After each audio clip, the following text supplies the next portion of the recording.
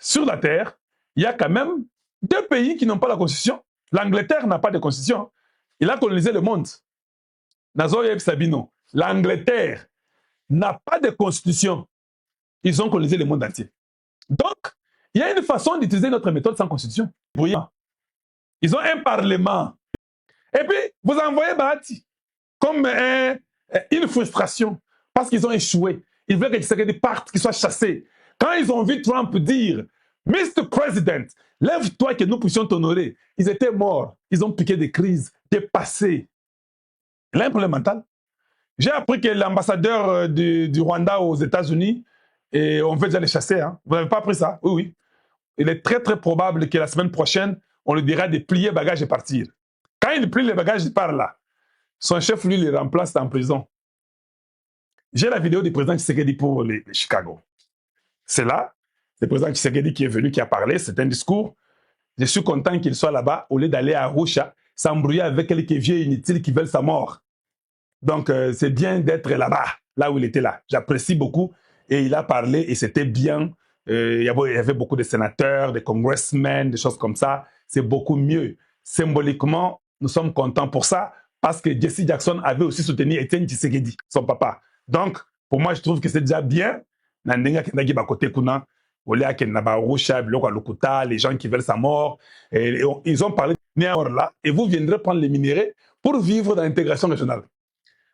Écoutez-moi, nous les jeunes Congolais, je parle des jeunes femmes et des jeunes hommes congolais, nous allons nous rassurer que l'intégration régionale échoue.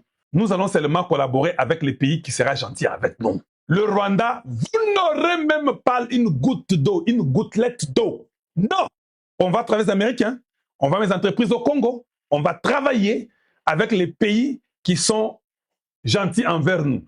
Même ces pays qui sont gentils, là, les autres 8 pays, là, c'est avec vérification à l'appui avant de nous rassurer que vous allez profiter du Congo. Je vous ai dit, même le corridor de l'Obito, moi, j'ai réfléchi comment augmenter la taxe pour que l'Obito n'ait pas ce qu'il pouvait avoir. C'est normal, c'est ça la nation.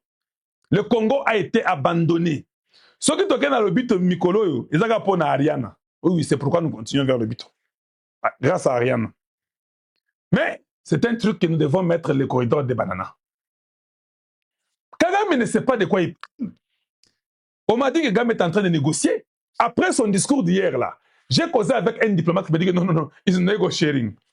Il négocie. Il laisse tous ces voyous-là en distraction. Il leur dit que non, nous n'allons pas enlever si le Congo il veut sortir. Est-ce que s'il sort, est-ce que le Congo ne va pas l'attaquer ou pas? Si le Congo peut accepter de signer qu'il ne va pas l'attaquer, maintenant il sortira petit à petit. Ces Nanga sont terminés, on va les tuer d'ici là. Et vous allez se entendre, Nanga a été tué, tel a été tué. Ce sera comme ça. Kagame négocie pour sortir, il vous ment. Il vous montre qu'il est taf. En bas ici, comme une femme prostituée. Oui, oui. Bon, Tshisekedi ne pourra pas accepter quand même. Nous savons ça. Les États-Unis sont déjà humiliés. Je ne sais pas s'ils vont accepter ça. D'ailleurs, quand tu négocies les Américains, tu es déjà faible. Envoie tes gens là venir dire dans les chats de Kalonji que non. Congolais ou Kalonjo, Azana niveau moko mystique à Kosakanate. Ta seule chance, c'est de quitter le pouvoir et de te retirer. Papa, dis-moi un peu. La période où tu es, tu as déjà fait des élections il y a une année. On te dit quitte le pouvoir. Tu vas quitter comment? Dis-moi. C'est une façon de te piéger, non? Tu vas dire quoi? Que je dépose, maintenant j'aimerais que qui te remplace. Tous tes généraux sont sanctionnés. Ton armée est sanctionnée. Les Américains vont vous demander quel civil tu vas prendre pour donner le pouvoir du Rwanda? C'est l'enfant d'Abiyarimana. Il est civil. Il n'y a aucun militaire qui prendra le pouvoir au Rwanda. Ça, nous avons travaillé sur ça. Pour qu'il y ait la paix dans la région des Grands Lacs, aucun militaire ne peut prendre le pouvoir au Rwanda. OK? Même ton fils, tout le monde, personne ne prendra le pouvoir au Rwanda. Voilà pourquoi on a sanctionné toutes ces histoires-là. Tous tes chefs, on les a sanctionnés pour ça. Donc quand vous partez, il n'y a aucun d'eux qui peut venir dire que aucun militaire. C'est le pouvoir des civils. Avec les États-Unis, là, Machiza Kitoko Makasi. Nous voulons seulement que Tshisekedi puisse encore serrer les boutons. Qu'ils disent non, il n'y aura pas de dialogue. Au moins, les opposants, la Yanzala, les opposants, les opportunistes, qui ne connaissent rien, qui mentent sur vos noms, qui viennent autour de vous. C'est là, on va d'ailleurs faire un parti politique très bientôt. Il faut qu'on fasse un parti politique. Hein. Vous ne pensez pas? Un parti politique qui va commencer à enseigner les Congolais la vérité. Ils viennent, on dit qu'ici, Tshisekedi a très bien travaillé, mais nous, si nous on était au pouvoir, on n'allait pas faire ça comme ça. On vient, on détale notre plan devant tout le monde, les gens voient. Même si le pouvoir prend ça et utilise, nous sommes contents. En même temps, le Congo est en train de se développer. Et le Congo voit que non. Les partis de Kalonji montrent les options qu'il fallait utiliser. La confiance monte. Quand Tshisekedi quitte en 2045, on dit de vouloir qu'il meure. Ça, c'est quelle opposition? C'est pas la sorcellerie, ça. Pas des sorciers. Allez. C'est temps que les Congolais se décident maintenant. Je suis très content. Prenez-vous en charge. N'acceptez pas les stupidités inutiles. On vous emballe dans des histoires où vous suivez des gens comme des moutons de panurge. Refusez ça. N'acceptez pas. Le Burundi, c'est un pays qui nous a montré son amitié dans des moments difficiles. Le Burundi pouvait aussi lâcher avant que les États-Unis interviennent. Et sans vous mentir, le Katanga serait dans les problèmes sérieux aujourd'hui. Mais dire que le Katanga allait tomber, ça je doute. Parce que moi je crois que Tshisekedi devait ramener la paix. Ça c'est Fumukimbangu qui a dit ça. Et je sais que cette guerre, Tshisekedi n'avait jamais perdu la guerre. Ça, il savait qu'il allait gagner.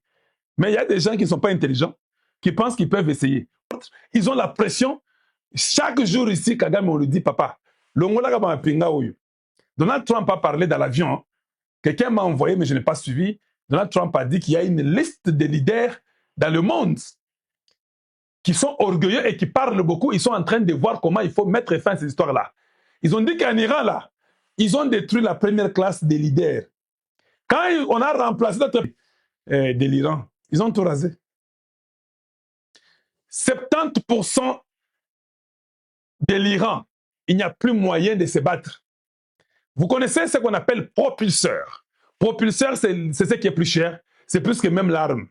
Hey, mundu qui est très cher. Propulseur, oui, mundu qui est très cher. Ça revient au même nom. Je vais changer pour vous. L'issasi est très cher. Mais l'issasi moko, on peut vous dire que ça coûte peut-être $1. Ça, c'est moko. Tu achètes 20, c'est $20. Mais, où est la cher de mundu? Mundu qui est un propulseur. Il y a les propulseurs, il y a mundu qui peut propulser, ça c'est kende.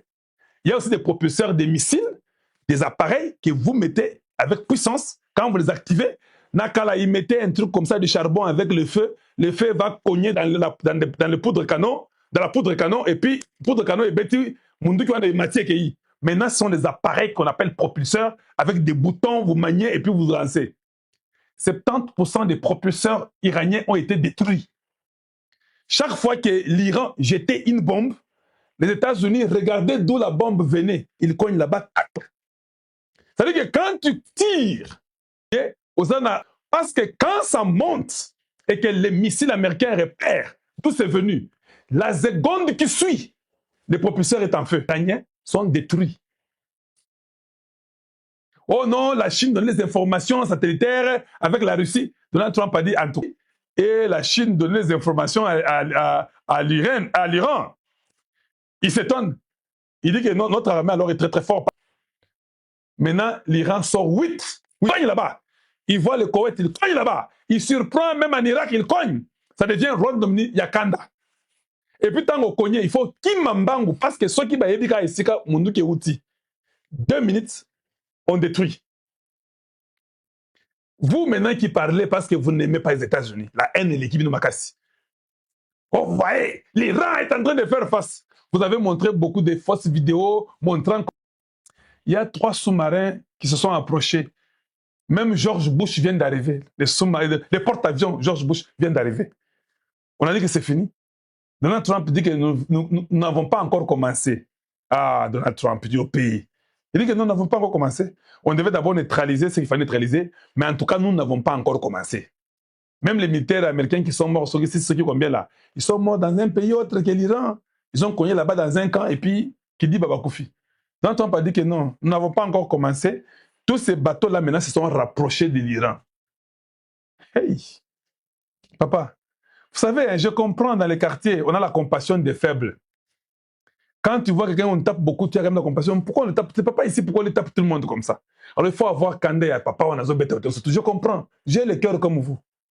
Moi, je suis fâché contre l'Iran.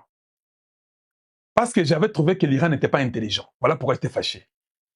Quand tu n'es pas fort, que tu n'es pas prêt à faire face, papa, va flatter. Tu vas sauver la vie des Iraniens. Mais comme tu es tellement égoïste, moi je suis Ayatollah, moi c'est Kamele, hein? Ça c'est là, tu as parlé de la Bible, c'est la puissance. Une bête représente une puissance. Toi, tu oses le macaque, oses peut être Ngulu, oses peut être la poule.